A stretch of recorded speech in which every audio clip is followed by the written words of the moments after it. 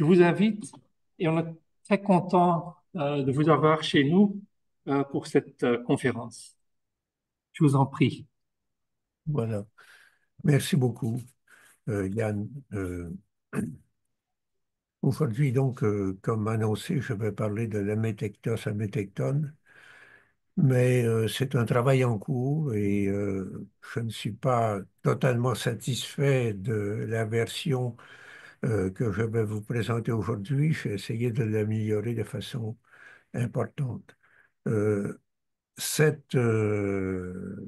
thème m'a été inspiré par notre travail sur les éléments de théologie de Proclus, auquel les spécialistes de Louvain auquel les spécialistes de Louvain ont participé.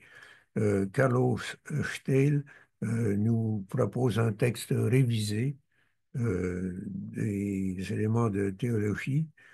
C'est un travail considérable que Carlos a mené à bon terme. Et donc, j'ai beaucoup tiré d'un article de Carlos sur justement Amictecton dans les remarques des différents manuscrits, dans les scolies, donc, des différents manuscrits des éléments de théologie. Jan Sommer aussi a participé à notre travail d'équipe qui a duré plus d'une dizaine d'années et je citerai aujourd'hui les conclusions auxquelles il est parvenu euh, pour ce qui est des propositions 23-24. Et je voulais dire aussi que j'ai beaucoup été euh, inspiré par Gerd van Riel, son article sur les Zénades qui me paraît d'une très grande originalité et qui change beaucoup de choses. Donc, je vous présente ce travail sur Amethectos amétectone qui, comme je vous l'ai dit, n'est pas parfait. C'est une version préliminaire et je vais essayer, je le répète, de l'améliorer. Pour vous permettre de suivre, j'ai proposé un petit tableau euh, qui n'est pas, lui non plus, qui n'est pas parfait. J'ai un tableau beaucoup plus considérable et beaucoup plus détaillé, mais ça aurait été vraiment très difficile de le faire apparaître à l'écran pendant que je parle. Donc, je pense que ce petit tableau vous permettra en gros de suivre ma présentation. Donc, le problème de la participation dans la première partie du Parménide est à la base de ce travail sur Amethectos Amethecton. Pour en rester donc à un niveau très général et en prenant l'exemple de n'importe quelle forme intelligible chez Platon, on peut, comme Proclus, dans son commentaire sur le Parménide, dire que toute forme, en tant que séparée du sensible qui en participe, est imparticipée ou imparticipable. C'est un problème aussi de amétectos, amétectone. On peut traduire, on peut traduire dans un sens ou dans l'autre. Pour l'instant, ça n'a pas beaucoup d'importance. Donc, toute forme en tant que séparée du sensible qui en participe est imparticipable ou imparticipée, dans la mesure où elle ne dépend d'aucune autre réalité, car être imparticipable ou imparticipé, c'est s'appartenir à soi-même. C'est une citation du premier livre du commentaire sur le Timain, et on retrouve cette formule dans la proposition 99 des éléments de théologie. Donc là, je vous cite le commentaire sur le Parménide euh, par Proclus, le premier livre. Donc, vois cela en effet. D'abord, dans le cas des formes, par exemple, voit comment l'homme est de deux sortes, l'un transcendant, l'autre participé. Transcendant exeremenos, l'autre participé, météchoménos. Comment le beau est de deux sortes, l'un antérieur au beau multiple, et comment il en est ainsi de l'égal du juste, et donc, dans le cas du soleil aussi, de la lune et de chacune des autres formes naturelles. Une sorte est en, une sorte est en autre chose, l'autre en elle-même. En effet, les formes qui sont en autre chose qu'elles, celles qui sont communes et participées, doivent avoir avant elles la forme qui appartient à elle-même, celle qui est totale et imparticipable. Et de ce côté, la forme transcendante et qui est en soi-même, en tant qu'elle est cause de formes multiples, doit unifier et lier.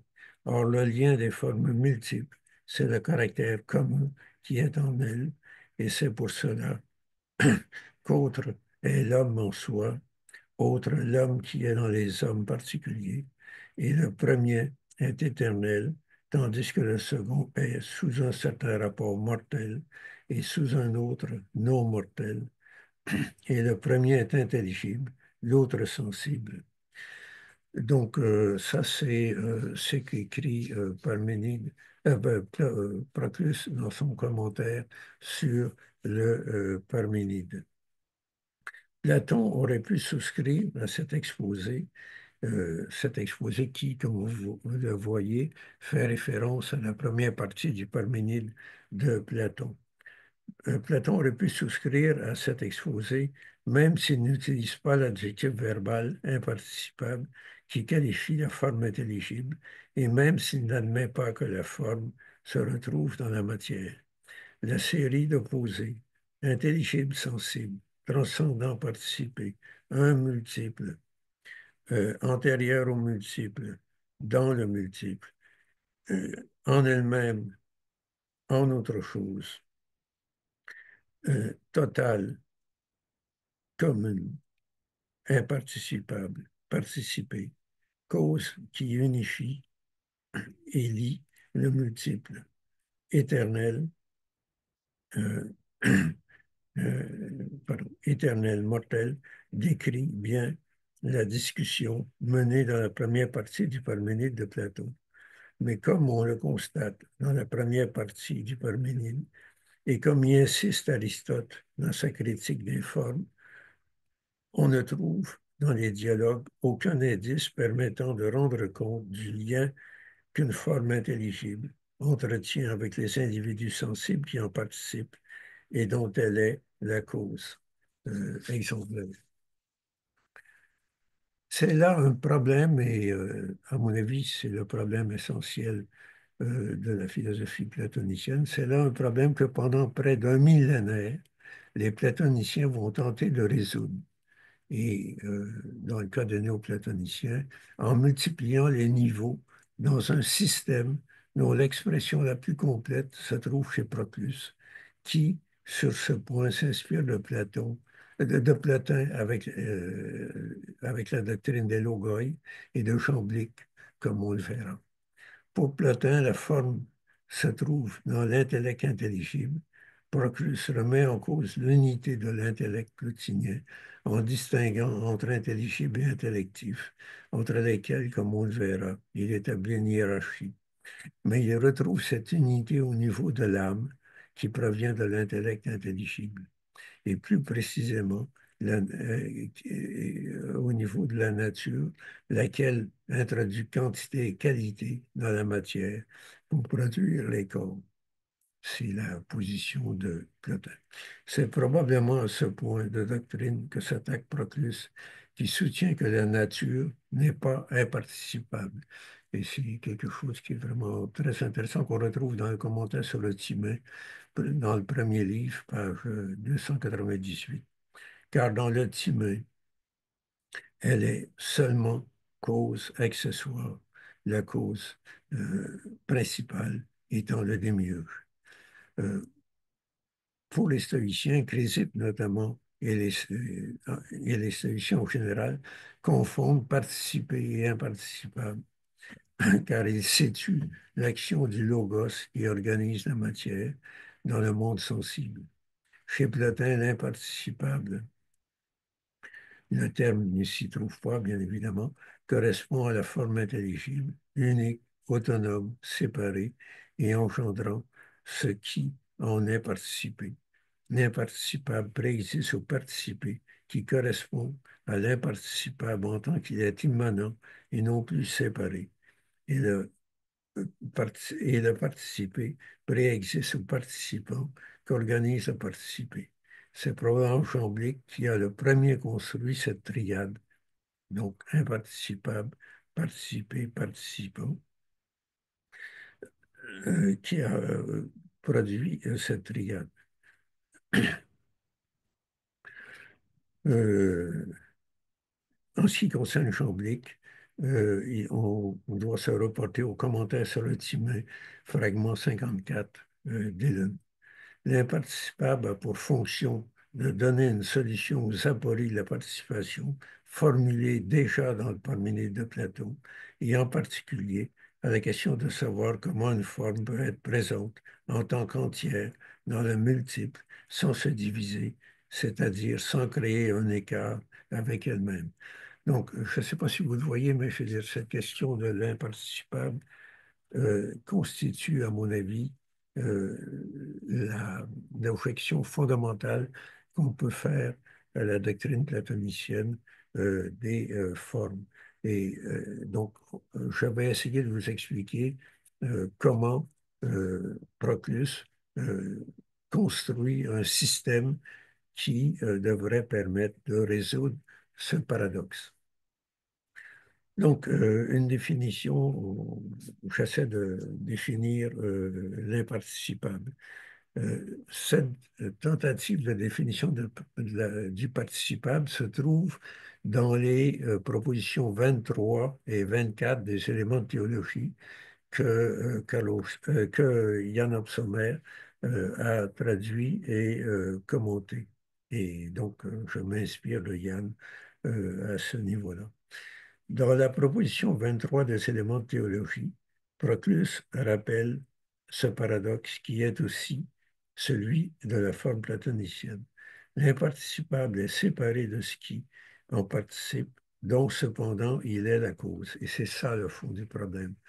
Comment un élément séparé peut être la cause de ce qui vient après lui.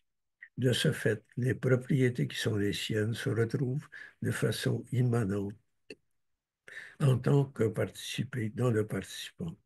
Comme l'indique dans Gwenaël Aubry, dans une remarque à une autre proposition des éléments de théologie, l'imparticipable désigne le principe en tant qu'il est séparé. Le participant, le participé, le principe en tant qu'il est immanent, et le participant, le sujet constitué par les propriétés du participé. Relisons les propositions 23 et 24 des éléments de théologie consacrés à ces deux notions. Donc, c'est la proposition 23. Je lis. Donc, d'abord la thèse et puis ensuite l'argumentation. Toute imparticipable donne réalité à partir de lui-même sans au participer et toutes les réalités participées tendent vers le haut en direction des existences imparticipables. L'imparticipable, en effet, ayant le statut d'une monade, puisqu'il appartient à lui-même et non à autre chose, et qu'il transcende les participants, engendre des choses qui peuvent être participées. Ou bien, en effet, il restera infécond, fixé sur lui-même, et dans ce cas, ne méritera aucune marque d'honneur, ou bien il donnera quelque chose de lui-même. Alors, le récepteur a pris part et le don s'est constitué sous le mode de lui-même. Alors, alors le récepteur a pris part et le don s'est constitué sur le mode du participer.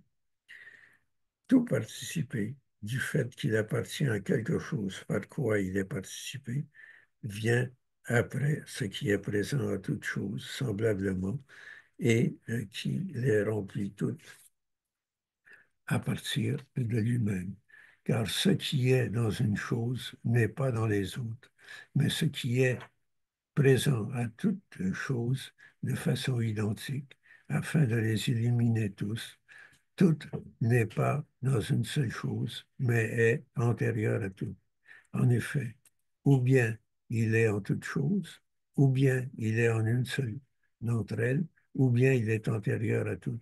Mais ce qui est en toute chose, s'il est divisé en toutes, aura à son tour besoin d'une autre chose qui unifie ce qui est divisé. Et ces choses ne participent plus de la même chose, mais l'une d'une telle, l'autre d'une autre, étant donné que ce qui était déjà un a été divisé. Si en revanche il est en une seule, il n'appartiendrait pas à toutes, mais à une seule. Si donc il est commun à ceux qui peuvent en participer et qu'il est la même chose partout, il doit être antérieur à tous. Voilà ce qu'est l'imparticipable. Fin de la citation. Cette proposition comprend deux parties qui chacune expose une des branches du paradoxe, transcendance, causalité. C'est c'est vraiment le paradoxe essentiel, comme je l'ai dit depuis le Parménide de Platon. Dans la première partie, on retrouve la structure triadique, imparticipable, participé, participant. La préposition fait bien ressortir le caractère paradoxal du terme imparticipable qui signifie à la fois la transcendance et l'immanence. La transcendance fait intervenir ces deux points. Un, comme l'imparticipable ne dépend que de lui-même et non pas d'autre chose, il doit être considéré comme une monade. Cette monade est une unité parfaite, séparée de tout ce qui participe d'elle.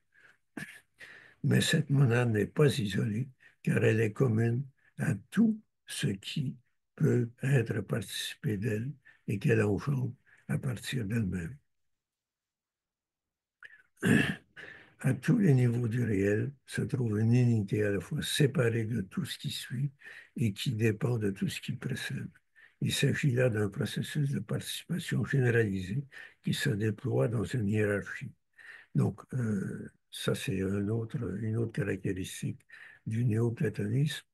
C'est un paradoxe qu'on essaie de résoudre ou de faire disparaître en constituant un système hiérarchisé. Et on verra que ça implique des difficultés supplémentaires.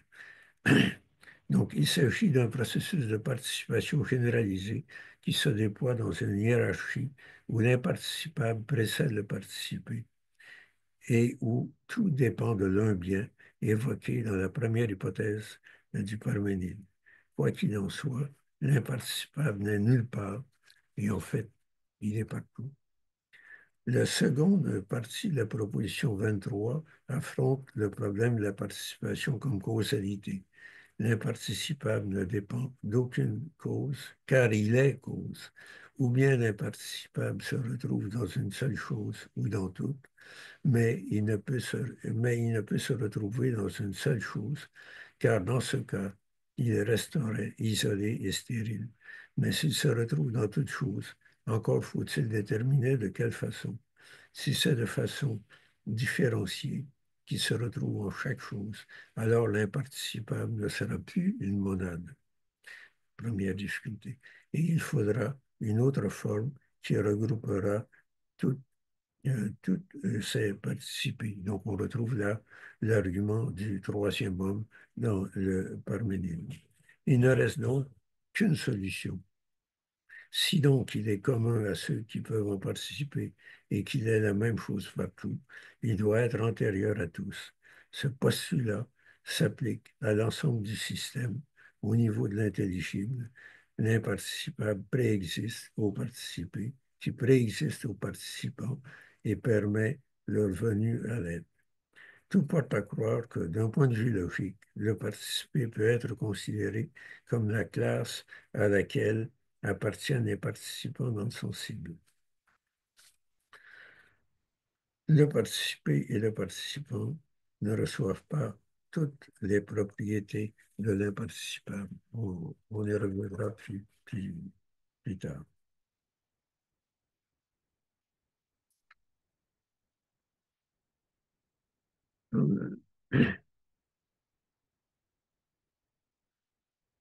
C'est d'ailleurs ce que va expliquer la proposition suivante, la proposition 24 des éléments de théologie.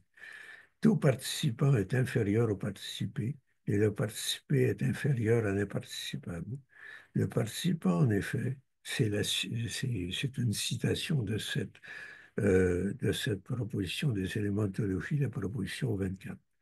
Le participant, en effet, qui était incomplet avant la participation et qui est devenu parfait grâce à la participation, est nécessairement second par rapport au participé, dans la mesure où il n'est parfait qu'une fois qu'il a pris part. C'est sous l'aspect sous lequel il était imparfait qu'il est inférieur à ce qui vient à être participé et qui le rend parfait. Quant au participé qui appartient à une seule chose et pas à tout, il a reçu à son tour une existence inférieure à ce qui appartient à tout et pas à une seule. Ce dernier, en effet, a plus de parenté avec la cause de toute chose, l'autre moins. Par conséquent, et c'est la conclusion, l'imparticipable réchit les participés et ceux-ci réchissent les participants. En résumé, l'imparticipable est l'un antérieur au multiple. Le participé est dans le multiple et à la fois est dans les multiples et à la fois est un et non un. Et chaque participant est à la fois non un et un. Euh, Commentaire, donc, l'imparticipable joue le rôle de principe qui régit le participé et le participant. Le participant, on l'a vu, c'est le sujet qui est défini par un certain nombre de propriétés. Et cet ensemble de propriétés qui se retrouve dans le sujet, c'est le participé. On situe d'abord dans notre série on se situe d'abord dans une série, dans un ordre d'être, et donc au même niveau hiérarchique dans le système. Donc, c'est ce qu'explique la proposition 21 antérieure. À la tête d'une série, d'un ordre, s'impose une monade, terme, le terme s'impose donc une monade.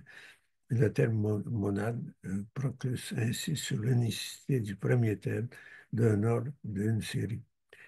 La monade est suivie par une multitude de choses qui appartiennent au même ordre et qui toutes proviennent d'une source unique.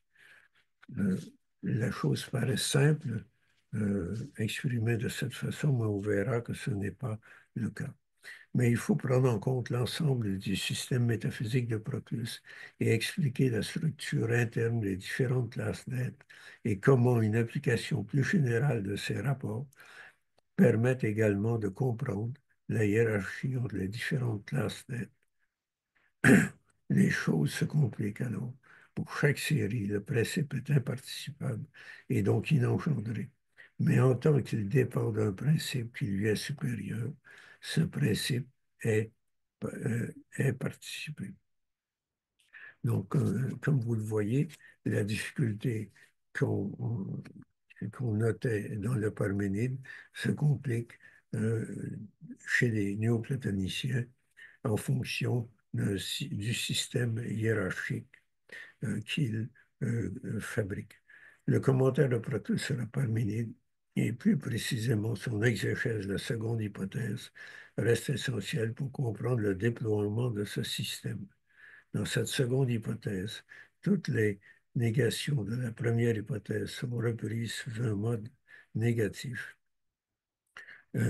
sous un mode affirmatif, alors au contraire, comme attributs qui peuvent être affirmé de l'un qui est, c'est-à-dire non de l'on bien, mais de l'être qui est un, lequel dérive de l'un. Les niveaux que comporte l'être s'accordent avec les 14 attributs qui se suivent dans cette hypothèse. À chaque niveau intervient une énade associée à un caractère. Cette énade est considérée comme imparticipable, en ce sens qu'elle détermine l'ensemble de ce niveau d'être. Au niveau inférieur, cette même énade est par ailleurs reprise comme participée dans le cadre d'un processus cumulatif, comme on le constate dans le tableau que je vous ai euh, proposé. Euh, Comme vous le voyez, le problème fondamental est le suivant, c'est-à-dire que ce qui est considéré comme imparticipable à un niveau supérieur est considéré comme participé au niveau qui est le sien. Donc on retrouve toujours le même paradoxe. Euh, euh, Quel rapport peut-on établir entre imparticipable et participer? Donc, je vous cite un passage du commentaire sur le Parménide de Proclus qui explique comment tout cela se développe dans le système. En effet, dans chaque ordre de principes, avant la multiplicité participée, préexiste la forme imparticipable et primordiale de ces choses multiples, ou même une cause supérieure à la forme. C'est ainsi que, avant les formes dans la matière, viennent les immatériels, et avant la vie existant dans un autre vient la vie séparée, s'appartenant à elle-même et sans mélange. Et dans tous les cas, avant ce qui appartient à autre chose, viennent les choses qui subsistent en elles-mêmes, et donc avant les multiples âmes qui se sont réparties les corps, vient et donc avant les multiples âmes qui se sont réparties des corps, vient l'âme imparticipable par essence, qui séjourne dans le Dieu supracéleste. Et avant les multiples intellects, vient l'intellect unique et imparticipable, qui est séparé et établi éternellement lui-même, et qui maintient d'en haut tout l'essence intellective et au-delà des multiples intelligibles se déploie le tout premier intelligible non mélangé, existant par lui-même d'une manière uniforme, car autre est l'intelligible dans chaque intellect, autre est l'intelligible préétabli en lui-même, et celui-ci est purement et simplement intelligible. Celui-là est intelligible comme dans les intellectifs. Donc, au-delà des énades multiples et participées, il y a l'un imparticipable, transcendant, comme on l'a dit, euh, transcendant, comme on l'a dit, tous les mondes divins. Donc, fin de la citation. Pour l'un, l'intellect et l'âme, ces rapports sont évoqués dans le commentaire sur le Parménide, notamment le sixième livre. Il y a, première remarque, il y a l'un purement un, l'un imparticipable, supérieur à l'être, l'un participé mais parfait en lui-même, l'un coordonné à l'être, c'est-à-dire les sénades, l'un participé par l'être, mais comme un habitus, est l'inférieur à l'être, est l'un inférieur à l'être. Deuxièmement, deuxième remarque, la tripartition de l'intellect il y a une tripartition de l'intellect. L'intellect total est imparticipable. L'intellect total est participé. L'intellect particulier est participé. Pour une autre tripartition, on retrouve l'intellect imparticipable, l'intellect participable et hypercosmique, l'intellect participé et un cosmique.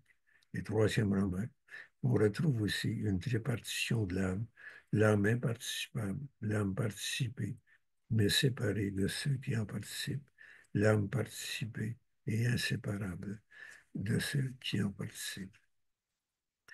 Donc, on commence par l'un, et l'un, c'est l'imparticipable absolu.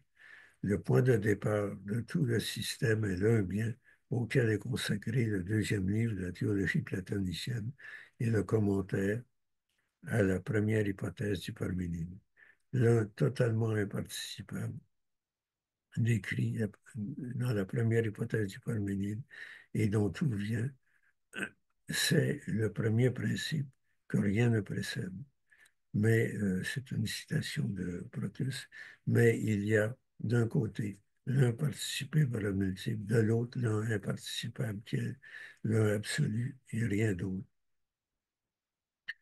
Donc, c'est là, euh, c'est là qu'on va retrouver une expression vraiment importante. Voilà pourquoi on peut dire de l'un qu'il est totalement imparticipable. En grec, pantelos amétecton. Donc, le point de départ du système, c'est l'un bien, pantelos amétecton, absolument imparticipable. Tout- Tous les autres imparticipables sont des imparticipables relatifs. Oui. L'un, dit Parménide, s'il est un, ne saurait être multiple. En effet, le multiple participe nécessairement de l'un, tandis que l'un ne participe pas de l'un. Mais l'un, à titre premier, n'est pas participable, car l'un, purement un, ne saurait être mélangé aux multiples, ni non plus l'un essentiellement un ne peut recevoir une addition de ce qui lui est inférieur. Par conséquent, l'un est transcendant et l'un est absolument transcendant. L'un est totalement imparticipable parce qu'il ne participe de rien, car il transcende l'être. Mais tout participe de lui, tout vient de lui, comme cause ultime, qui préexiste à la totalité des êtres dont il est objet de désir. L'un est aussi le bien imparticipable vers lequel tout tend, se trouvant au-delà de l'être, l'un bien est inconnaissable et ineffable. Proclus associe le premier principe au premier roi de la lettre qu'on attribue, de la lettre D qu'on attribue, de la lettre 2 qu'on attribue à Platon et qui est de faction pythagoricienne, néo-pythagoricienne, comme j'ai essayé de le montrer. Donc, de la lettre 2 dont dépend tout le reste car il est surabondant, ce qui fait intervenir la causalité, mais une causalité transcendante, inconnaissable, indicible. De la suite, comme on vient de le voir, que seul l'un bien est purement imparticipable, car il ne provient de rien, alors que tout provient de lui et doit y retourner. Mais l'un bien se trouve en tout ce qui en provient en tant que cause, comme Proclus le découvre dans l'affirmation des 14 sections de la seconde hypothèse du Parménide, qui correspondent exactement à leur négation dans la première hypothèse. Par voie de conséquence, tout ce qui vient après lui participe de l'un bien. On peut alors parler d'imparticipable relatif en dépit d'imparticipable relatif. Donc on vient de parler de ce qui est totalement imparticipable, c'est-à-dire un bien, et maintenant on va parler de ce qui en dépend. Et on retrouve la notion d'imparticipable, mais cet imparticipable n'est pas total, il est relatif. En dépit de l'accroissement qu'elle entraîne, chacune des caractéristiques qui impliquent un nouveau niveau de l'être est imparticipable, même si, par rapport au niveau suivant, ce degré est considéré comme participé. Et donc, on va voir encore une fois ce paradoxe qui apparaît dans toute sa splendeur au niveau des cénades. Comment peut-il y avoir de l'imparticipable en dehors de l'un? Dans la seconde hypothèse, Tous les attributs qui avaient été niés dans la première hypothèse du Parménide sont affirmés non de l'un, mais de l'un qui est, c'est-à-dire de l'être qui est un en vertu de sa participation à l'un. À la suite de cette prémisse, si l'un est, se déploie à chaque fois un syllogisme conditionnel qui aboutit à une conclusion établissant une propriété de l'être, laquelle est caractéristique d'un niveau d'être. La suite de ces affirmations correspond à la suite des différents niveaux d'être qui présentent de plus en plus de pluralité. Ces 14 classes se rapportent à l'un par l'intermédiaire des sénades, qui sont les dieux de la tradition représentant l'un imparticipable. Donc, le premier niveau, c'est l'un intelligible, c'est-à-dire les sénades. Et là, je, je reprends l'hypothèse de Gervan Ried. Je pense que c'est vraiment une hypothèse très originale et qui explique vraiment ce qu'il en est des sénades. La triade intelligible primordiale qui succède, la triade intelligible primordiale qui succède à celle de l'un intelligible qui comprend la limite, l'illimité et le mix, c'est-à-dire celle des sénades qui correspondent donc à l'un intelligible. Et donc, c'est une citation du troisième livre de la théologie platonicienne. En effet, la classe des sénades transcende les êtres intelligibles, universels et particuliers, et elle préexiste à tous les objets d'intellection parce qu'elle est intelligible, imparticipable et divine. C'est pourquoi elle a reçu par rapport à toutes les classes intelligibles la même supériorité que l'un par rapport à toute la classe des dieux, car cet intelligible est imparticipable et il remplit d'en haut les ordres divins et intellectifs. En fait, fin de la citation. En fait, le premier principe n'est même pas vraiment un, car le penser le nommer un introduirait déjà de la multiplicité. On ne peut le penser et le dire que de manière impropre. Voilà pourquoi, pour rendre compte de la multiplicité, s'impose la nécessité de l'énade qui est l'un participé. Et pour expliquer le processus de multiplication à partir de là, il faut faire intervenir la limite Péras, l'illimité apeiron et le mix micton, notion tirée du philèbre. La limite que l'on peut assimiler au premier rang garantit que l'effet va rester dans sa cause, car la cause limite l'identité, alors que l'illimité, qui en est indissociable, représente la puissance génératrice qui rend compte de la génération des êtres. La limite et l'illimité sont à la fois les principes et les constitutions de ce mixte qu'est l'être, et cela à tous les niveaux. C'est une autre citation de la théologie platonicienne, le livre 3.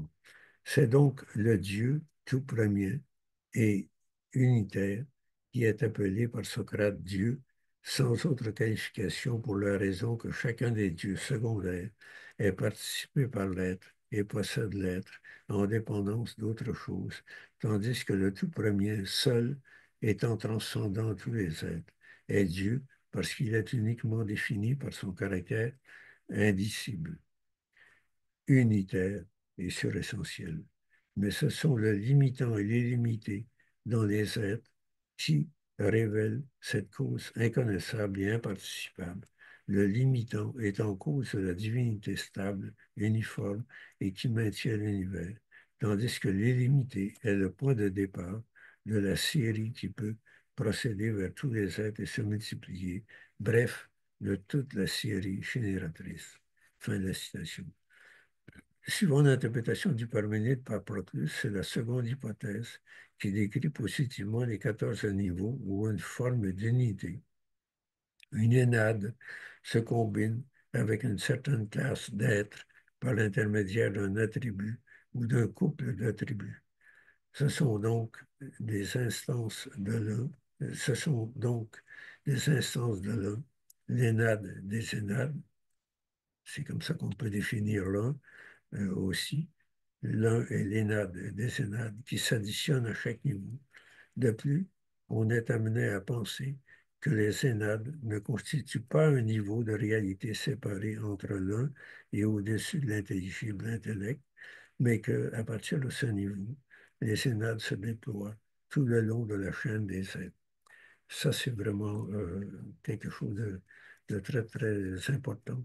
C'est-à-dire qu'on ne peut, c'est la position de Gerd von Ryd, on ne peut considérer qu'il existe un niveau entre l'un et l'intelligible qui serait celui des sénades. On va retrouver les sénades à chaque niveau du système. Il y a donc 14 classes d'énades qui sont des manifestations du premier rang. Le premier rang doit produire des unités qui lui sont semblables. Cette suite d'unités doit lui être coordonnée et apparentée sans en participer au sens strict du terme. Par suite,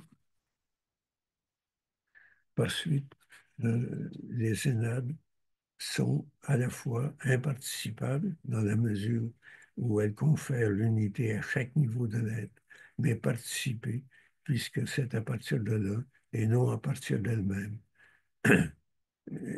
même si en ce domaine, une proportion est conservée. Voici donc, j'insiste là-dessus, c'est-à-dire que s'il y a vraiment 14 niveaux d'énade, on se retrouve dans une position où l'énade supérieure est imparticipable par rapport à une énade qui le suit et, au niveau inférieur, cette même énade ne sera plus imparticipable, mais sera participée. Et donc, on retrouve là, encore une fois, toujours le même paradoxe. Ce paradoxe euh, qui fait que l'imparticipable est donc que l'imparticipable, que ce qui est imparticipable peut devenir participer et dans la plupart des cas le devient. On doit donc distinguer entre l'énade coordonnée ou participer et l'énade transcendante. Et en fait, il arrive que ce soit la même énade qui soit une énade transcendante et une énade coordonnée en fonction du niveau où elle se situe. L'énade transcendante, totalement et coordonnée, c'est l'un. Et donc, c'est la raison pour laquelle c'est l'un et l'un bien est le seul élément, si on peut s'exprimer ainsi, qui est totalement imparticipable. Tous les autres imparticipables sont aussi des participés. Donc, dans l'Alcibiade, on a une phrase qui rend compte de ce paradoxe. Donc, il faut en effet que le multiple dépende de l'un, coordonné, et de fait, toutes les processions des êtres s'accomplissent de cette façon. C'est-à-dire qu'on passe de l'imparticipable au participé. Comparé à l'un, les sénades sont coordonnées. C'est ce qu'on trouve encore une fois au livre 2 de la théologie platonicienne. L'un en soi, lui aussi, est donc transcendant par rapport à toute multiplicité. Et l'un, et non un à la fois, n'est pas le premier un, mais dépend de l'un absolu. Il participe bien de l'un en raison de son principe, mais il montre en lui une cause déjà présente de multiplicité et de division par suite de sa diminution. L'un est principe et les sénades qui unifient le multiple se trouvent déjà en lui. Chacune des 14 sections que comprend la seconde hypothèse du Parménide est introduite par cette prémisse. Si l'un existe, exprimé ou sous-entendu. De là est déduite une conclusion toujours différente, mais qui établit une propriété de l'être, laquelle est la caractéristique d'un degré d'être. Ces propriétés qui se déduisent les unes des autres décrivent, lors de la procession continue, des degrés d'être. Et donc, je vous cite un long passage de la théologie platonicienne, le troisième livre, qui donne une idée du système qui se développe à partir de là. Telle est donc la procession des êtres qui, parcourant la vie, l'intellect et l'âme, s'achèvent avec la nature des corps. Et s'il faut que les sénades au-dessus de l'être, qui sont les dieux, parce qu'elles sont venues à l'existence à partir de la cause imparticipable de tous les êtres, soient participées, les unes par le premier degré de la hiérarchie des êtres, les autres par les degrés intermédiaires, les autres encore par les tout derniers degrés, comme on l'a démontré plus haut. Il est évident que parmi les sénades, les unes divinisent la partie imparticipable des êtres, les autres l'âme, et que d'autres encore illuminent jusqu'aux corps.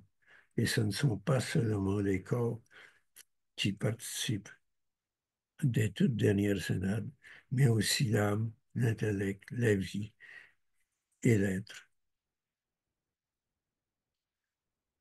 Euh, L'intellect, parce qu'il est en lui-même, est plénitude et de vie et d'être. Et des synades qui sont supérieures à ce monde-ci dépendent d'un intellect et une faculté psychique qui préexistent dans l'intellect. Les sénats supérieurs à celle-là dépend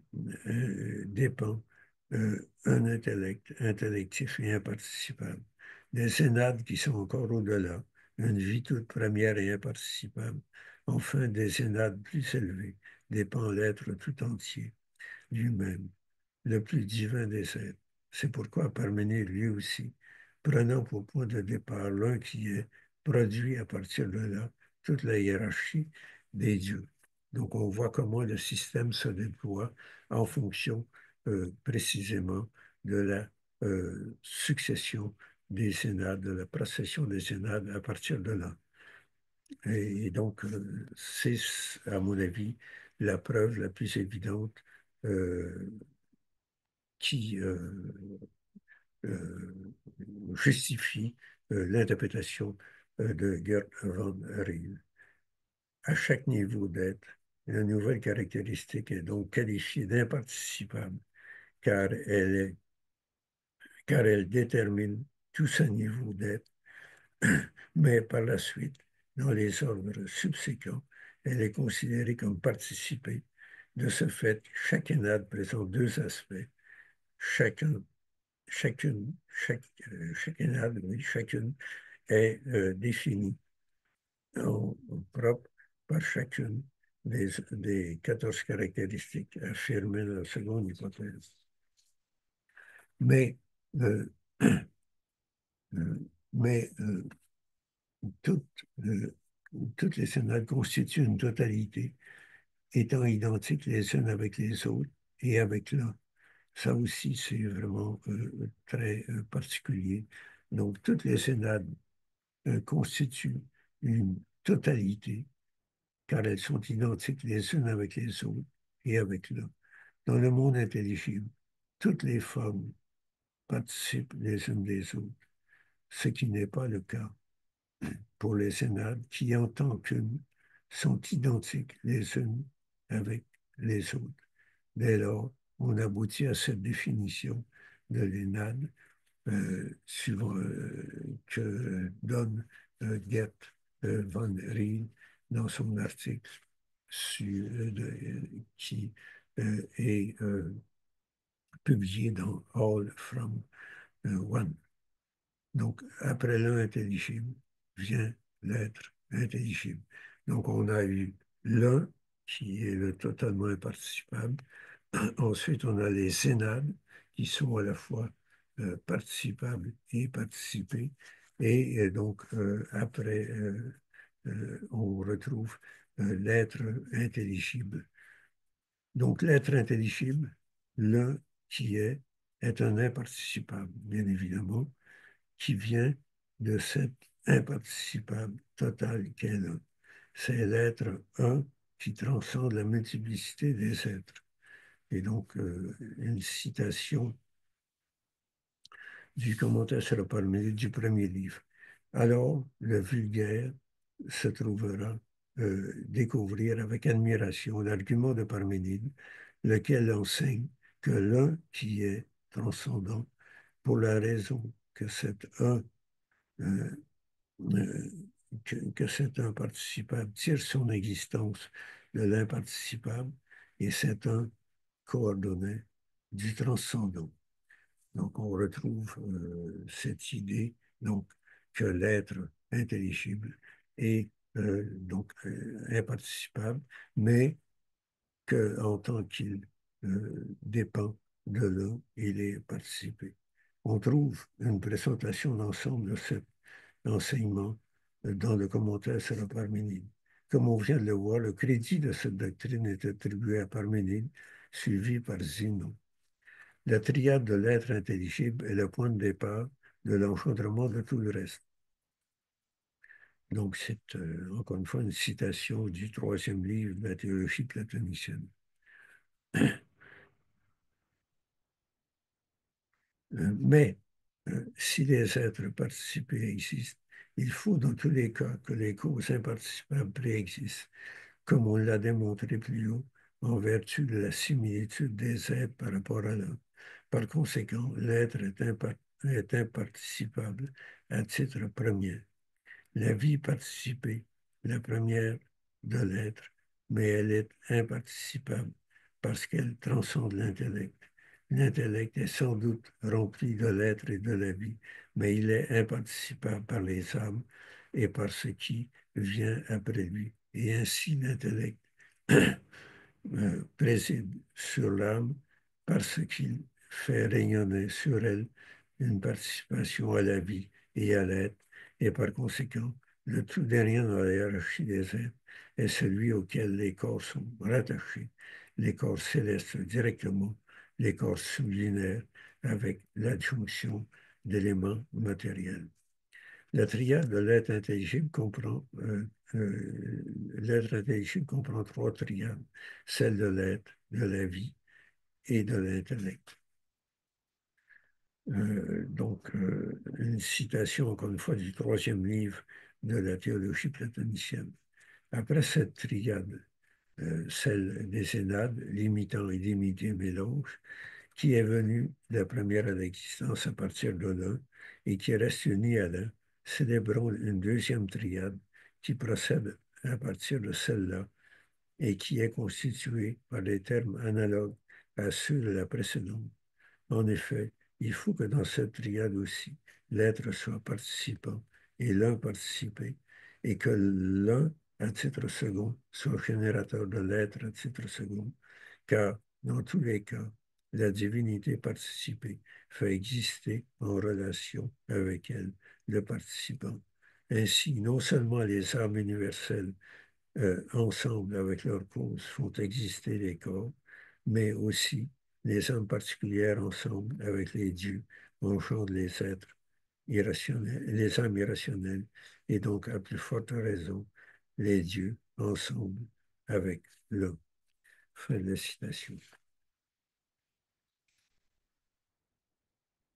La première triade décrite dans dans le troisième livre de la théologie platonicienne est celle de l'être intelligible, l'un qui est. La seconde, décrite toujours un peu plus loin dans le troisième livre de la théologie platonicienne, est celle de la totalité de l'intelligible, c'est-à-dire la puissance qui unit les parties qui sont l'un et l'être. Il s'agit de l'éternité. Et la troisième décrite est celle de la multiplicité intelligible en son entier, le vivant intelligible. Et elle correspond à l'intellect intelligible. À la fin du livre 3 de la théologie platonicienne, Proclus refait le point sur la classe de l'être, celle de la vie caractérisée par l'un, celle de l'éternité et celle de l'intellect, c'est-à-dire du vivant en soi. Comme on peut le constater en relisant la proposition 166 des éléments de théologie, l'intellect imparticipable est un principe pour les intellects hypercosmiques et encosmiques, et de ce fait pour l'intellect intelligible et l'intellect intellectif. Après les dieux intelligibles, les dieux intelligibles et intellectifs. Dans le livre 4 de la théologie platonicienne, on trouve un traité sur les dieux intelligibles intellectifs qui comprend trois parties. La première partie insiste sur la nécessité de ce degré intermédiaire entre l'intelligible et l'intellect. Le second le second trouve une base exégétique dans le Phèdre et la troisième dans le Parménide.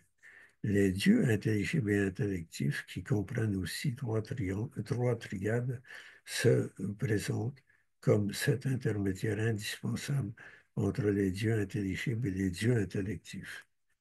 Là, je vous cite un passage du livre 3 de la théologie platonicienne. Car il existe aussi un intelligible qui forme un couple avec l'intellect, intelligible coordonné venant de l'intellect, transcendant, participé, venant de l'intellect, inhérent, venant de l'intellect, préexistant, multiplié, venant d'un intellect uniforme. Je relis, car il existe aussi un intelligible qui forme un couple avec l'intellect, l'intelligible coordonné venant de l'intellect, l'intelligible participé venant de l'intellect imparticipable, inhérent venant de l'intellect préexistant, multiplié venant d'un intellect uniforme. Si on suit le schéma être, vie, intellect, les dieux intelligibles intellectifs doivent correspondre à la vie et donc à la puissance génératrice de la multiplicité. Donc, une citation du quatrième livre de la théologie platonicienne. Cela étant donc établi, il faut, je pense, que les premiers dieux intellectifs, qui ont pour essence la vie, réunissent l'intellect imparticipable à la classe intelligible des dieux et qu'ils maintiennent ensemble, d'une manière uniforme, les diverses processions des êtres inférieurs, révèlent et déploient les existences stables des causes qui leur sont supérieures. Telle est en effet la nature de la vie imparticipable. Elle sépare l'être à titre premier de l'intellect, tout en participant de l'être. Elle est participée de l'intellect, ce qui revient à dire que l'intellection, tout en étant remplie par l'intelligible, remplit à son tour l'intellect, car l'être, c'est l'intelligible et la vie, c'est l'intellection. C'est le Phèdre qui est le révélateur des dieux intelligibles et intellectifs. Le Dieu supracéleste, le Dieu supracéleste, première triade des dieux intelligibles intellectifs, cachée des dieux intelligibles, est une classe imparticipable. Donc on retrouve l'imparticipable avec le premier terme d'une triade. On verra que c'est souvent plus compliqué. Donc la première triade des dieux intelligibles intellectifs, c'est une classe imparticipable. Et il s'agit du lieu supracéleste, c'est-à-dire si on considère l'univers comme une sphère, ce qui se trouve sur l'enveloppe extérieure de la sphère, le lieu supracéleste, c'est une classe donc imparticipable. La seconde triade est la révolution, la seconde triade est la révolution céleste, c'est-à-dire ce qu'il y a à l'intérieur, sur l'enveloppe de la sphère, ce qu'il y a à l'intérieur de l'enveloppe, est elle aussi imparticipable. Et la troisième triade, celle de la voûte subcéleste, c'est-à-dire de l'espace où se meuvent les corps célestes. La troisième triade est celle de la voûte supracéleste, vision de l'intelligible, et elle est encore imparticipable. Donc, chez les intellectifs, chaque premier élément de chaque triade est un imparticipable. De là, on passe aux dieux intellectifs qui comprennent non pas une énéade, mais une hebdomade. Donc, comme on l'a vu jusqu'ici, euh, en ce qui concerne l'intelligible et les intelligibles intellectifs, on avait trois triades, c'est-à-dire une énéade. Et là, c'est intéressant et on verra pourquoi. Chez les dieux intellectifs, on a non pas une énéade, mais une hebdomade.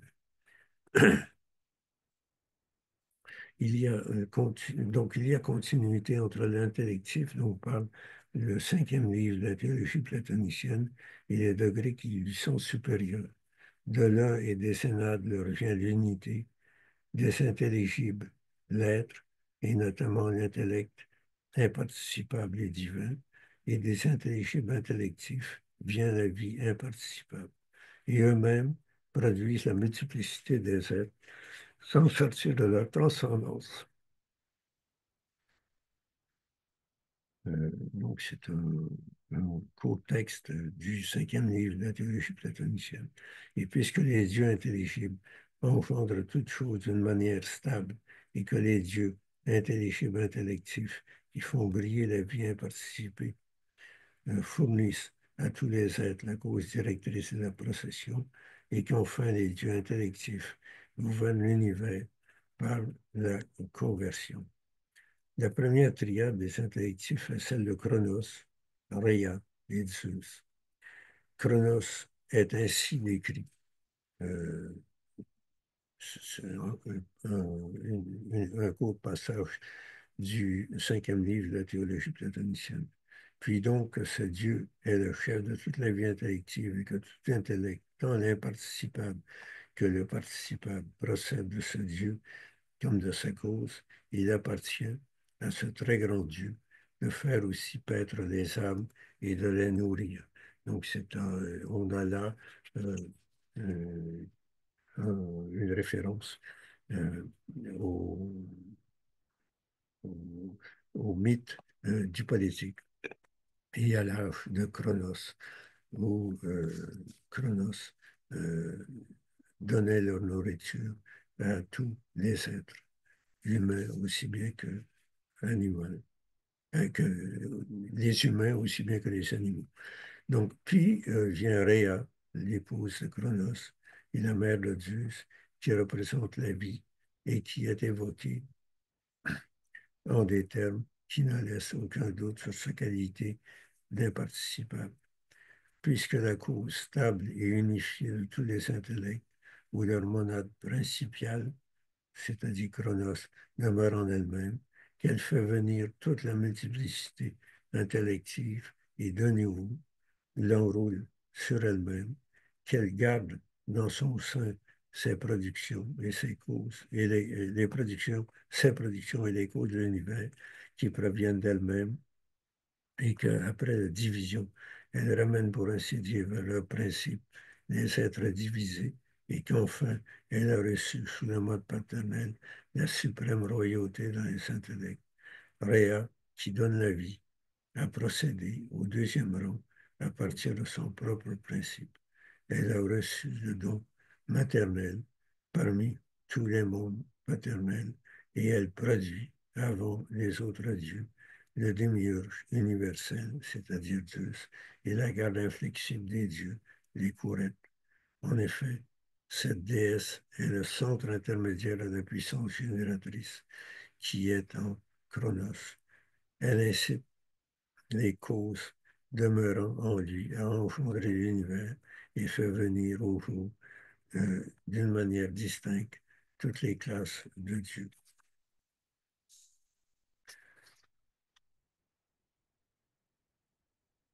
La troisième, et là, ça va devenir beaucoup plus intéressant. Donc, la troisième divinité de la première triade des dieux intellectifs est Zeus, le démiurge du humain, qui tient la première place dans cette triade. Donc, encore une fois, c'est une citation du cinquième livre de la théologie platonicienne. C'est donc en agissant ainsi, selon son être propre, et en produisant par son être même, que le démiurge fait venir à l'existence l'intellect du tout avant toutes les autres choses. Car tout intellect participé procède de l'intellect imparticipable. De même que si Platon avait dit que le démiurge fait venir à l'existence l'intellect participé, cette cause génératrice aurait été l'être à titre premier. De la même façon, puisqu'il dit que le démiurge produit à titre premier, à partir de lui-même, un intellect, il faut que ce soit un intellect imparticipable et intellectif. Donc, comme vous le voyez, le troisième terme, le- l'élément premier de cette troisième triade, c'est Zeus, le démiurge. C'est Zeus, le démiurge, qui... non, une seconde. D'accord, ça s'est arrêté. Donc, le premier terme de cette troisième triade, c'est Zeus, le démiurge. Le démiurge est un imparticipable et le fait que que l'intellect, euh,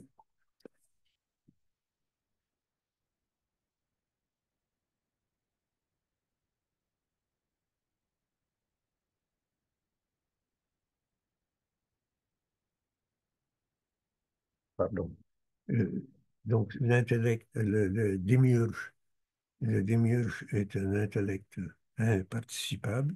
Et donc, c'est le premier élément de la troisième triade. Mais le démiurge fabrique l'intellect euh, de l'âme du monde. Et cet intellect, c'est un participé.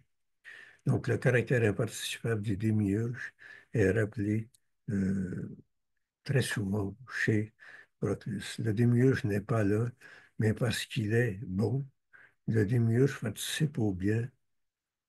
Cela dit, considéré en lui-même, l'intellect démiurgique est imparticipable, alors que l'intellect de l'âme du monde est participé. Il est surprenant que le démiurge, qui est une divinité intellective, troisième dans la série des triades intellectives, soit considéré comme un imparticipable. Et c'est intéressant parce que dans les éléments de théologie, Dodds a beaucoup de difficultés à admettre beaucoup de difficultés à admettre cette description du démiurge. Et moi-même, donc, en considérant, en traduisant ce passage des éléments de théologie, j'ai eu beaucoup de doutes, mais je pense que maintenant, ce n'est pas possible. Il faut vraiment admettre que le démiurge est un imparticipable et que le participer, ce qui n'est pas clair dans le texte de Proclus, l'imparticipé, c'est l'intellect de l'âme du monde. En fait, même s'il vient en troisième place parmi les divinités intellectives, l'intellect démiurgique produit l'intellect cosmique, celui de l'âme du monde, comme l'indique le Timée. L'intellect intermédiaire entre l'intellect démiurgique et l'intellect cosmique est participable, comme l'intellect cosmique est donc inférieur à l'intellect démiurgique, mais hypercosmique, comme l'intellect démiurgique est donc supérieur à l'intellect cosmique. Sur cette hiérarchie, on peut voir, on trouve un certain nombre de textes qui sont notamment dans le quatrième livre du commentaire sur le Parménide et dans les éléments de théologie. la proposition 166. Il est intéressant de noter que Proclus établit dans son commentaire sur le Parménide une analogie entre ces trois personnages du dialogue de Platon et ce niveau de son système. Donc, je me permets de vous citer ce passage qui n'est pas très important, mais qui me paraît très malin et très subtil. Eh bien, donc, dans le Parménide de Platon, il y a trois personnages principaux dans la première partie, c'est-à-dire il y a Parménide, Zénon et Socrate. Eh bien, ces trois personnages ont manifestement cette analogie-là. L'un, Parménide, avec l'être, le deuxième, Zénon, avec la vie, et le troisième, Socrate, avec l'intellect, ou encore l'un avec l'intellect total et imparticipable, c'est-à-dire Parménide, le deuxième avec l'intellect total et participé, et le troisième avec l'intellect particulier et participé. C'est jusque-là, en effet, que c'est en la nature indivisible, car tout intellect est ou bien total et imparticipable, ou bien total et participé, ou bien particulier et participé, car d'intellect particulier et imparticipable, il n'y en a pas. La seconde triade des dieux intellectifs, celle des Courètes, qui sont trois, comme chez Orphée. Ils sont trois comme chez Orphée. Tout à la fois, donc, c'est une citation de la théologie platonicienne, livre 5. Tout à la fois, donc, sont venus à l'existence les trois rois intellectifs et les trois dieux immaculés, c'est-à-dire les gardiens des pères eux-mêmes, et autour des rois, ils ont fait venir à l'existence la garde immuable et ils se sont établis d'une manière stable dans les rois. Cette garde immuable est épaulée par le septième élément, une barrière infranchissable. Donc, comme je vous l'ai dit, les intellectifs, comme je vous l'ai dit, euh, on se trouve là avec une hebdomade. Donc, dans l'intelligible, on avait dans l'intelligible, on avait trois triades, donc 9 éléments.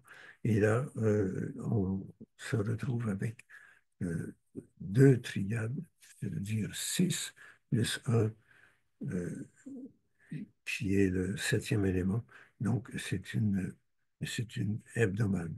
Et donc, c'est très intéressant parce que le septième élément de l'intellectif, c'est la coupure qui sépare l'intelligible du monde sensible. Et donc, c'est très important dans le système de considérer l'existence de cette coupure. Le septième élément de l'intellectif est la coupure qui sépare l'intelligible du monde sensible. Donc, c'est un texte du livre 5 de la théologie platonicienne. Reste donc parmi les monades intellectives celle qui est rangée au septième rang et qui, bien qu'elle soit conjointe à toutes ces monades et active avec elles toutes, pourtant se manifeste tout particulièrement dans la classe démiurgique. Et c'est cette monade que Parménide produit sous nos yeux en même temps que le démiurge universel, en le définissant par la différence, comme il a fait aussi pour la cause immaculée qui est dans le démiurge. Et de cette différence, Parménide dit qu'elle distingue la monade démiurgique. Fin de la citation. Tout porte à croire que ce septième élément est imparticipable. Ce n'est pas dit, mais je pense que c'est évident. Tout porte à croire que ce septième élément est imparticipable. Et c'est une monade qui se déduit des attributs en lui-même et en un autre, se rapportant au démiurge et qui assure la transcendance de l'intelligible. sur le cosmos. Et c'est cette monade, donc, encore une citation du livre 5 de la théologie platonicienne, et c'est cette monade, donc, que le Parménide produit sous nos yeux, en même temps que le démiurge universel, en le définissant par la différence, comme il le fait aussi pour la cause immaculée qui est dans le démiurge. Et de cette différence, Parménide dit qu'elle distingue la monade démiurgique euh, elle-même. Donc, c'est très intéressant de voir que au niveau de la troisième triade des intellectifs, c'est-à-dire au niveau de Zeus, qui est le démiurge et qui est imparticipable, euh, Proclus et les néoplatoniciens sentent le besoin de considérer qu'il y a une frontière infranchissable entre l'intelligible et l'intelligible et l'intellectif qui viennent d'être mentionnés et le cosmos. Donc on a cette espèce de coupure radicale entre donc l'intelligible intellectif et euh, le cosmos. Mais donc, on va suivre avec les hypercosmiques et les sans cosmiques, mais donc cette coupure instaure une séparation radicale, comme je l'ai dit, entre ce qui précède et le cosmos. Mais très bizarrement, le système se poursuit avec une tentative de réintégrer le cosmos dans ce qui le précède. Et encore une fois, on retrouve toujours la même chose entre l'imparticipable et le participé. L'imparticipable doit être séparé, mais cette séparation ne doit pas empêcher l'immanence et la causalité. Et encore une fois, c'est ça qui me paraît vraiment intéressant quand on essaie de comprendre ce qu'il en est de ce qu'il en est de la métectos, la métectone. Donc, on passe maintenant aux dieux hypercosmiques. Les dieux hypercosmiques représentent la classe des dieux chefs engendrés à partir des dieux intelligibles. Ils procèdent directement de la démiurgie. Ce sont Zeus, Poséidon et Pluton. Donc, je vous cite donc un passage assez long du sixième livre de la théologie platonicienne. Et de même que dans le cas des existences imparticipables et universelles, existe en soi la classe intelligible, qu'existe encore une troisième classe issue de celle-là, la classe intellective, et qu'il existe enfin dans l'intervalle des intelligibles et des intellectifs, celle qui est la classe qui est séparée comme ressemblant ces deux classes. De même aussi, dans ces mondes de dieux particuliers, en premier existe en soi la propriété des dieux hypercosmiques qui transcendent la partie du tout et qui est sans coordination avec le monde d'ici-bas et l'enveloppe causalement de partout, tandis qu'a reçu le troisième rang, le degré d'être de tous les dieux en cosmique, parce qu'il surmonte immédiatement les portions du monde qu'il constitue, ce Dieu-là, un seul, un et seul de son espèce, c'est-à-dire le cosmos, et qu'il maintient, et qu'il maintient, euh, et qu'il maintient dans l'être, pardon, les différentes processions qui ont lieu dans le monde et qu'enfin est attribué au gouvernement des dieux séparés du monde, le lien intermédiaire entre les extrêmes qu'il tient en son pouvoir toute chose, qui tient en son pouvoir toute chose, et que tout en réunissant d'une certaine façon les divisions du monde, il n'en surmonte pas moins d'une manière unifiée plusieurs portions et qu'il conduit les séries divisées des dieux cosmiques vers des limites unifiées et des causes plus simples. C'est sous ce degré qu'est rongée toute la classe en cosmique des dieux, parce qu'elle est de partout maintenue dans l'être par lui menée à la perfection et remplie par lui des biens tout premiers. Donc c'est une citation du sixième livre de la théologie platonicienne. Ce sont des dieux, ces dieux hypercosmiques, ce sont des dieux assimilateurs qui, intermédiaires entre les intellectifs et les sens cosmiques, rendent semblables tous les êtres, non seulement les inférieurs aux supérieurs, mais aussi ceux de même rang. Comme les dieux intelligibles, ils sont divisés en triades. La première triade est celle des dieux chefs, du démiurge intellect intellectif dérive trois dieux, chefs, qui seuls parmi les dieux hypercosmiques ont la propriété d'être engendrés, pardon. Zeus, Poséidon et Pluton, qui opèrent leur production dans leurs limites propres. On trouve une répartition de leurs fonctions dans le sixième livre de la théologie platonicienne. Zeus produit les uns, Poséidon administre les vies et les générations, Pluton les divisions en espèces. Zeus assure la permanence, Poséidon la procession, Pluton la conversion. La triade vient de la triade vivificatrice qui se trouve au centre entre la triade paternelle et la triade conversive. Elle comprend Déméter, Poséidon et Corée. Poséidon ne s'unit jamais à Corée, Corée s'unit à Pluton, le dispensateur de la sagesse, et à Zeus, le dispensateur de l'existence. Les monades vivificatrices sont Artémis, qui se trouve au sommet, Persémone, qui donne la vie, et Athéna, qui est la source des vertus. Vient enfin la triade apolloniaque, celle des dieux élévateurs. Dans la République, le soleil est considéré comme le rejeton du bien. C'est donc le soleil qui indique où se trouve le bonheur, qui est de devenir semblable à Dieu en s'élevant vers le principe. Et enfin, il y a une dernière triade qui est celle des Corybants, les dieux immaculés ou gardiens. Les Corybants se caractérisent par ses propriétés, abondance féconde comme gardien de Corée et puissance immuable. Après les dieux cosmiques, les dieux hypercosmiques en cosmique.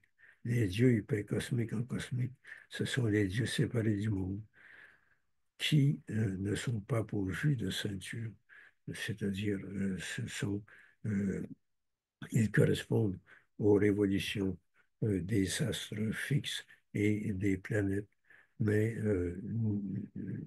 ne, ne font pas intervenir des révolutions matérielles. Après la classe donc c'est une citation, encore une fois, du livre non, non, c'est une citation du livre 7 du commentaire sur la Parménide. Après la classe assimilatrice des dieux, qui est exclusivement hypercosmique et théologique, les théologiens jugent bon de placer celle appelée à proprement parler séparée du monde, dont le caractère propre est, comme ils le disent, de transcender les réalités qui sont dans le monde et en même temps de communier avec elle et de surmonter immédiatement les dieux en cosmique. C'est pourquoi, disent-ils, elle a reçu en loup la position intermédiaire entre les dieux exclusivement hypercosmiques et les sans cosmiques. Parménide nous fera donc connaître cette classe séparée du monde dans la deuxième hypothèse, et c'est là qu'il dira quel est son caractère propre. C'est donc, comme je vous l'ai dit, c'est une citation du dernier livre du commentaire sur le Parménide. Rien ne subsiste de ce commentaire de la deuxième hypothèse du Parménide, mais sur ces dieux, on trouve un long exposé à la fin de la théologie platonicienne, livre 6. Dans le fait, ce sont les 12 dieux, donc ces dieux qui sont hypercosmiques en cosmique, ce sont les 12 dieux du panthéon traditionnel qui comportent quatre triades. La triade démiurgique, Zeus, Poséidon et Phaistos. Dans l'univers, Zeus prend soin de tout, Poséidon administre les vies et les générations, et Héphaïstos fabrique les os, et ainsi insuffle la nature dans les corps.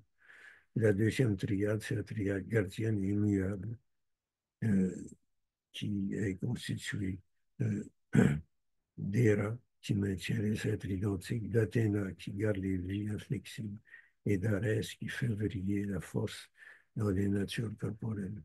Le troisième triade, c'est la triade vivifiante. Déméter enchante la vie en cosmique. Héra fait procéder les classes des âmes.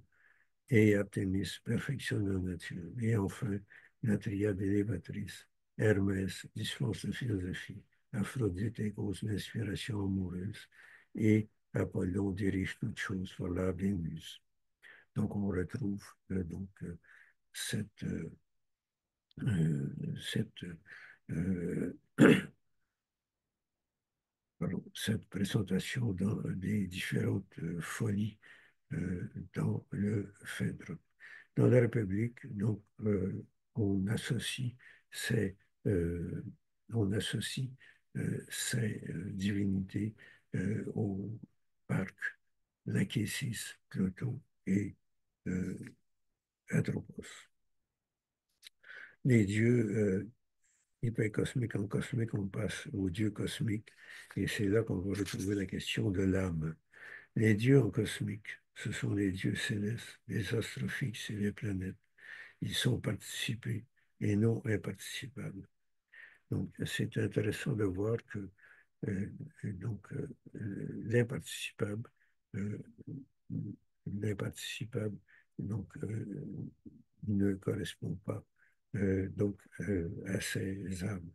Donc, les dieux en cosmique, ce sont les dieux célestes, les astres fixes et les planètes. Ils sont participés et non imparticipables. Donc, c'est, je vous cite un passage du troisième livre du commentaire sur le Timon.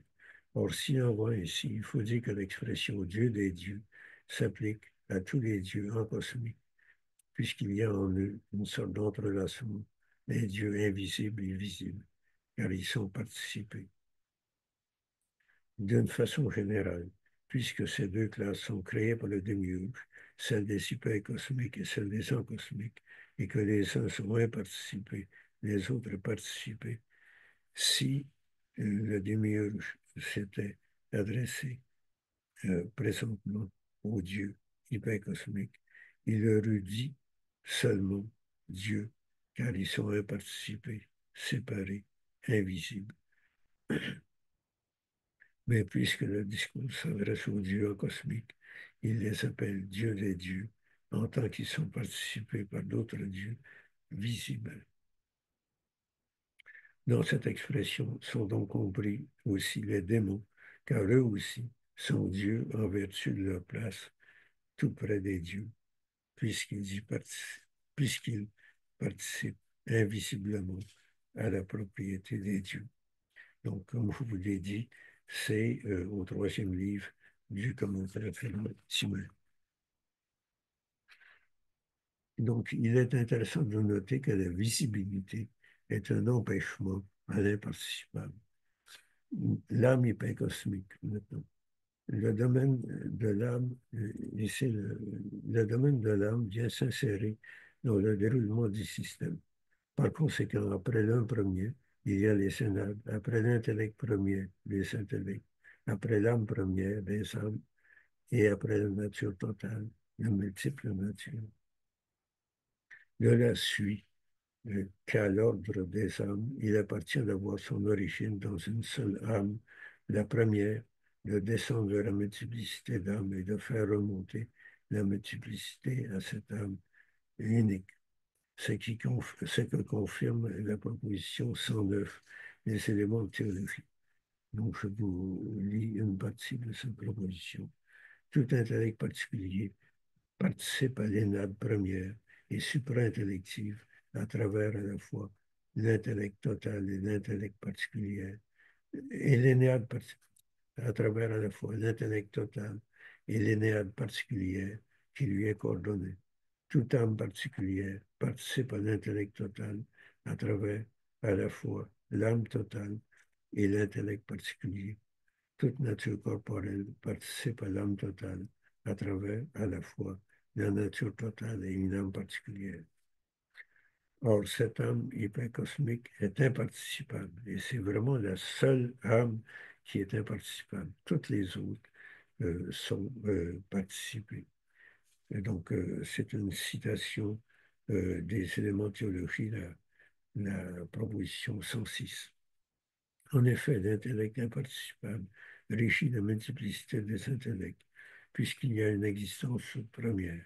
Quant aux intellects participés, les uns illuminent l'âme hypercosmique et imparticipable, les autres illuminent l'âme en cosmique, car la pluralité en cosmique ne peut procéder immédiatement de l'imparticipable, puisque les processions s'effectuent par la médiation des termes semblables et que ce qui est séparé du monde est plus semblable à l'imparticipable que ce qui est divisé dans le monde. Donc ça, c'est une partie de la proposition 106. Il s'agit donc de ce que plusieurs néoplatoniciens qualifient d'âme hypostase. Euh, Maintenant, l'âme hypercosmique en cosmique, qui est l'âme du monde. Donc, l'âme du monde est à la fois hypercosmique et cosmique. Quant à notre, donc, c'est une citation de la théologie platonicienne, le livre 6. Quant à notre maître, il a interprété ce texte, c'est-à-dire 34b3, d'une manière plus adaptée aux expressions de Platon, comme l'âme de l'univers comporte d'une part quelque chose d'hypercosmique et transcendant au tout, pour autant qu'elle est rattachée à l'intellect, que Platon dans le Phèdre et Orphée dans les discours sacrés sur Ripta ont nommé la tête de l'âme, et qu'elle comporte aussi, d'autre part, en provenance de cette monade, l'âme hypercosmique, quelque chose d'autre, une foule de puissances qui se distribuent dans le monde et qui sont présentes dans toutes les parties de l'univers de manière appropriée à chacune, c'est-à-dire autrement dans le centre, autrement dans la Terre, autrement dans le Soleil, autrement en chacune des sphères. Le présent discours indique tout cela ensemble en disant que l'âme anime autrement le centre, anime autrement pardon, anime autrement le centre, autrement la masse entière et avant ces deux, il admet encore quelque chose d'autre qui est transcendant à l'univers. Pour Chamblic, l'âme du monde doit être identifiée à l'âme hypercosmique imparticipable. Euh, Ce que conteste Proclus, pour qui l'âme du monde est participée. Donc je vous renvoie là-dessus, donc au commentaire sur le Timée de Platon, livre 2. Et maintenant, les âmes cosmiques. Proclus commence son exposé sur les âmes en cosmique, dont le caractère propre est dans le Parménide, l'égal et l'inégal, distinguant trois types d'âmes qui sont celles des dieux, des démons et des âmes particulières. Les âmes divines comprennent d'abord les âmes immanentes aux sept planètes et aux étoiles. Eh bien, le plan des âmes est caractérisé par le temps et la vie dans le temps, tandis que le mode d'existence particulier des âmes divines montre que le même être est à la fois plus jeune et plus vieux que lui-même et que les autres, car les âmes divines accomplissent sans cesse leur évolution dans le même temps et réunissant le commencement et la fin, ne cessent à la fois de revenir en avançant vers le terme de la période totale et de vieillir en retournant vers le début. Et tous les âges conservent aussi perpétuellement la même mesure de temps. C'est dans le livre de la théologie platonicienne. Les âmes divines comprennent aussi les âmes des dieux sublimaires. Il s'agit par exemple, si l'on en croit, le commentaire sur l'intime, les enfants d'Oranos et de Gai, ainsi que d'Océan et de Thétis. Pour ces deux types d'âmes en cosmique, Proclus s'appuie sur les lois. Le fameux passage du livre 10 sur le mouvement. Les âmes intermédiaires sont celles des démons, sur la position intermédiaire des démons entre les dieux et les âmes particulières. Il faut en venir, il faut relire la fin du premier livre du commentaire sur le Timon. Si on en croit, donc, encore une fois, le commentaire sur le Timon au troisième livre, les démons qui emplissent l'espace intermédiaire entre les dieux et les hommes comprennent trois races, la race angélique, la race proprement démonique et la race héroïque. On trouve enfin les âmes particulières.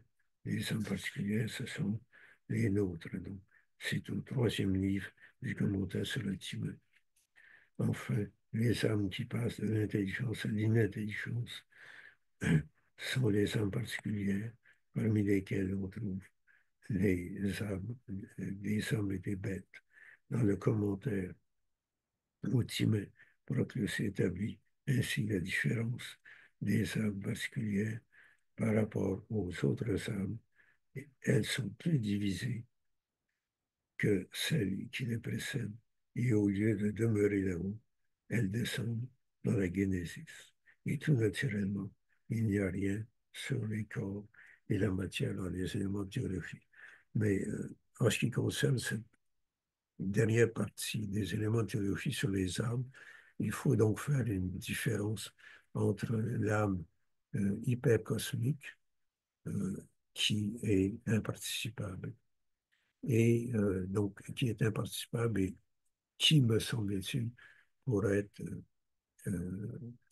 assimilé à l'âme hypostase chez Platon, chez Platon, et les âmes hypercosmiques en cosmique et les âmes en cosmique qui, eux, qui, elles, ne peuvent être considérées comme imparticipables, mais doivent être considérées comme participer.